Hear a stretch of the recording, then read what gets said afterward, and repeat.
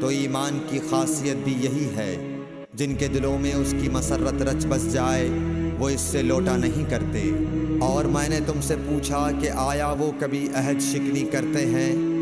تم نے کہا نہیں۔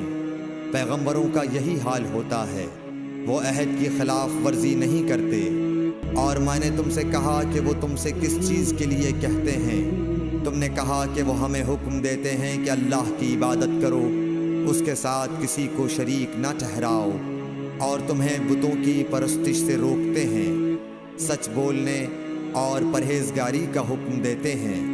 لہٰذا اگر یہ باتیں جو تم کہہ رہے ہو سچ ہیں تو ان قریب وہ اس جگہ کا مالک ہو جائے گا کہ جہاں میرے یہ دونوں پاؤں ہیں۔ مجھے معلوم تھا کہ وہ پیغمبر آنے والا ہے، مگر مجھے یہ معلوم نہیں تھا کہ وہ تمہارے اندر ہوگا۔ اگر میں جانتا کہ اس تک پہنچ سکوں گا تو اس سے ملنے کے لیے ہر تکلیف گوارا کرتا۔ اگر میں اس کے پاس ہوتا تو اس کے پاؤں دھوتا۔ ہرقل نے رسول اللہ صلی اللہ علیہ وسلم کا وہ خط منگایا جو آپ نے وحیہ کلبی رضی اللہ تعالیٰ عنہ کے ذریعے حاکم بصرہ کے پاس بھیجا تھا، اور اس نے وہ ہرقل کے پاس بھیج دیا تھا۔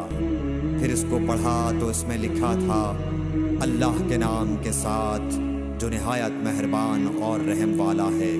اللہ کے بندے اور اس کے پیغمبر محمد صلی اللہ علیہ وسلم کی طرف سے یہ خط ہے شاہ روم کے لیے۔